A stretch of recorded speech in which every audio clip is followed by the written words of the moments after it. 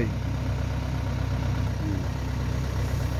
ও আজকের আমার নতুন ডিউটি, মানে নতুন মালয়েশিয়া ভাষা বলা হয় সিপিং।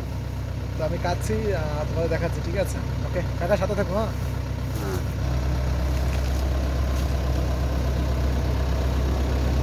ওকে ওকে আমার চাচা।